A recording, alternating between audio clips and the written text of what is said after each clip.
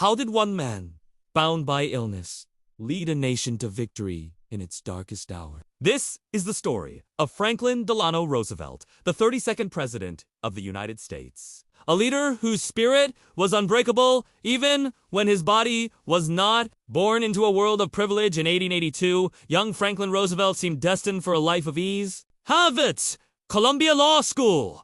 A rising political star's path was clear. But in 1921, at the age of 39, his life changed forever. He was diagnosed with polio, an illness that left him paralyzed from the waist down. For most, this would have been the end of a public career. For FDR, it was the beginning of a profound transformation. This immense personal struggle forged in him an empathy and a resilience that would later define his presidency. He learned to mask his disability, projecting an image of strength and vitality that the American people desperately needed. When Roosevelt took office in 1933, America was on its knees. The Great Depression had shattered the economy, and despair was rampant. In his inaugural address, he delivered one of the most famous lines in American history. "The only thing we have to fear is fear itself." These weren't just words. They were a call to action, a promise of hope. He immediately launched the New Deal, a series of ambitious programs designed to provide relief, recovery, and reform. Through his famous fireside chats, radio addresses that brought him directly into the living rooms of millions. He spoke to the nation not as a distant politician, but as a reassuring friend. He explained complex policies in simple terms, restoring faith in the government and in the future. While America was battling the Depression, a storm was gathering across the globe. Aggressive regimes were rising in Europe and Asia. Roosevelt, a shrewd student of global affairs, saw the danger long before many of his countrymen. While the nation clung to isolationism, FDR began a delicate and difficult process of preparing America for a conflict he believed was inevitable. He understood that the oceans would not protect America forever. He implemented the Lend-Lease Act, a brilliant policy that allowed the U.S. to supply allied nations with war materials, effectively turning America into the arsenal of democracy. It was a bold move and a controversial one, but it was crucial in keeping the fight against tyranny alive while America still remained officially neutral. Then came December 7th, 1941, a date which will live in infamy. The attack on Pearl Harbor plunged the United States into World War II.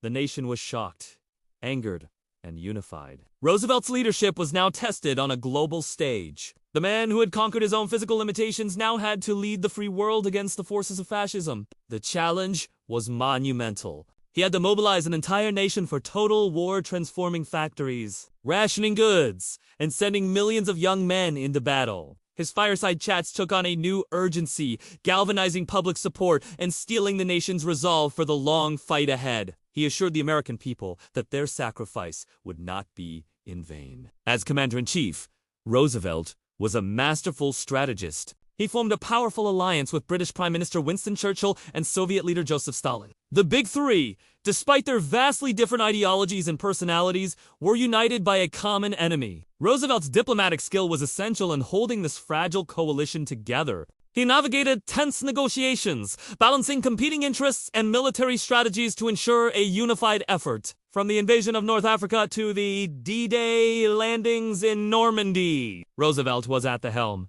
making critical decisions that would shape the course of the war and determine the fate of millions. His leadership extended beyond the battlefield. Roosevelt had a vision for a post-war world, one where international cooperation would prevent such a devastating conflict from ever happening again. Even as the war raged, he was laying the groundwork for a new global order. He was the chief architect of the United Nations, an organization dedicated to maintaining international peace and security. He believed that dialogue and collective action could triumph over aggression and nationalism. This was his ultimate goal, not just to win the war, but to win a lasting peace for generations to come. Tragically, Franklin Roosevelt would not live to see the final victory. On April 12, 1945, just weeks before Germany's surrender, he passed away. The weight of 12 years in office, guiding the nation through its two greatest crises of the 20th century, had taken its toll. The world mourned the loss of a giant, He had led America out of the depths of the Great Depression and to the brink of victory in World War II.